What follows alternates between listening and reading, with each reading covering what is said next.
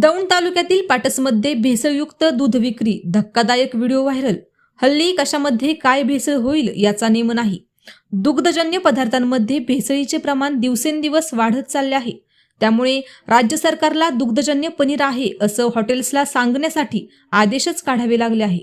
अशातच आता पुण्यातील दौंडमध्ये दुधामध्ये भेसळ झाल्याचा धक्कादायक व्हिडिओ समोर आला आहे। दूध अक्षरशः सिमेंटसारखं झालं होतं। या घटनेचा व्हिडिओ सोशल मीडियावर व्हायरल झाला आहे।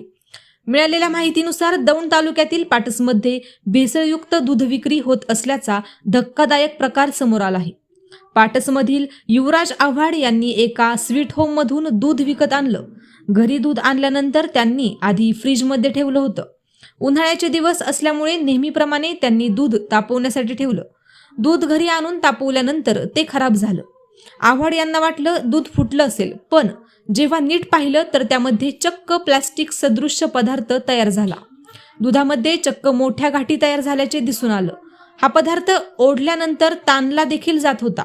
चिंगम ज्या प्रकारे ताणला जातं तसंच या दुधासोबत होत होतं।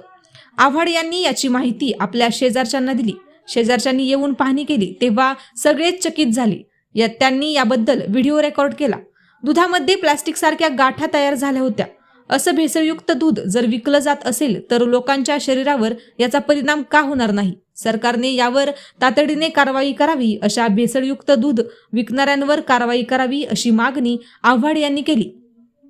दरम्यान आव्हाड यांनी याबद्दल सध्या कुठेही तक्रार केली नाही, पण या घटनेचा व्हिडिओ सध्या सोशल मीडियावर व्हायरल झाला आहे। अशाच नवनवीन बातम्या पाहण्यासाठी बारामती वार्तापत्र चॅनलला लाईक करा, शेअर करा, सबस्क्राईब करा आणि बेल आयकॉन प्रेस करा।